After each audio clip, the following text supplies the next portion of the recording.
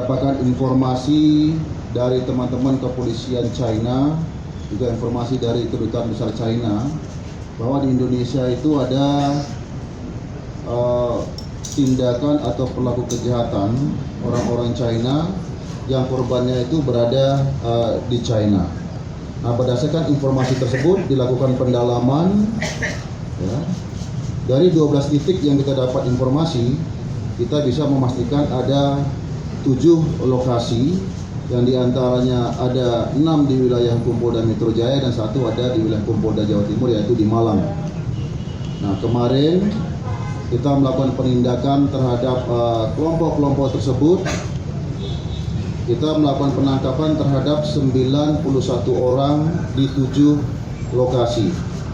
Dari 7 lokasi itu 6 lokasi kita mendapatkan barang bukti, baik itu berupa handphone, kemudian komputer, kemudian juga laptop dan lain sebagainya, termasuk para tersangkanya. Juga di China, transaksi juga di China, hanya mereka yang berada di sini.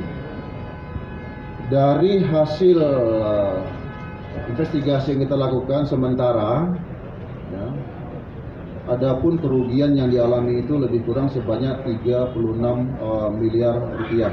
Nah, saat ini kita sedang berkoordinasi dengan Digbud-Inter, dengan imigrasi untuk penanganan terhadap pelaku-pelaku kejahatan ini. Saya kira ini mungkin rilis singkat. Kalau ada yang akan ditanyakan, silakan. Keterangan dari mereka sementara itu mereka lebih kurang ada yang 3 bulan, ada yang 4 bulan.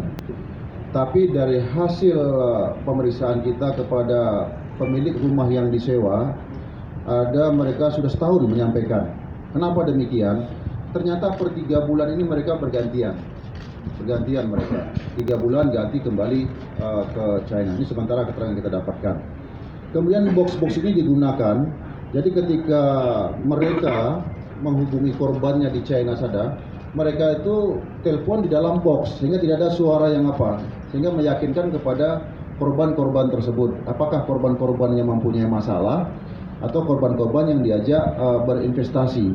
Itu mereka lakukan. Ini modus-modus yang mereka lakukan. Nah, mereka masuk dari China ke sini menggunakan visa wisata ke negara kita, negara China.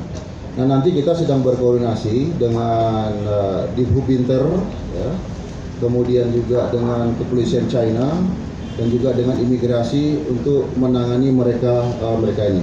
Nanti perkembangannya kita akan beri infokan kepada hasilnya kepada teman-teman sekalian. Ya. Dengan yang sekarang, kalau dulu itu mereka hanya berperan sebagai polisi, sebagai jasa. Sekarang mereka perannya nambah. Juga orang-orang untuk berinvestasi. Dia bankers. Nah, ini ada perbedaannya. Yang kedua, kenapa mereka lari keluar negeri? Memang di China sana ini sudah diberangus sehingga mereka tidak bisa melakukan di sana dan mencari tempat-tempat lain yang mungkin tidak hanya di tempat kita. Nah, kaitannya dengan warga negara kita yang sekarang juga ikut dengan mereka, itu ada 6 orang, ya. Mereka ini tidak terlibat secara langsung. Mereka ini tugasnya membantu mereka membawa jalan-jalan, bepergian, kemudian membantu juga kalau mereka keperluan untuk makan, dan membantu juga ketika perlu untuk membersihkan rumah-rumah. Itu yang keterlibatan warga negara kita.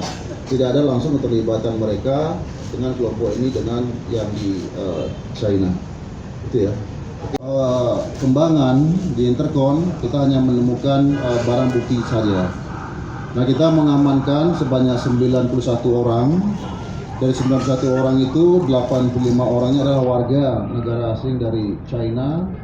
Dari 85 orang itu 11 diantaranya adalah wanita. Nah, kemudian kita sudah mendalami kasus ini. Mereka itu melakukan modus operandinya dengan cara mereka seolah-olah menjadi seorang polisi, menjadi seorang jaksa, bahkan menjadi seorang bankers, ya, yang korbannya itu ada di China.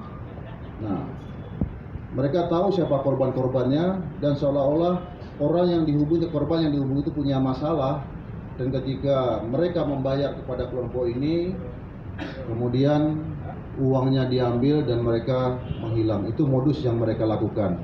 Ini itu bervariasi, ya, bervariasi tidak tidak tertentu. Ada yang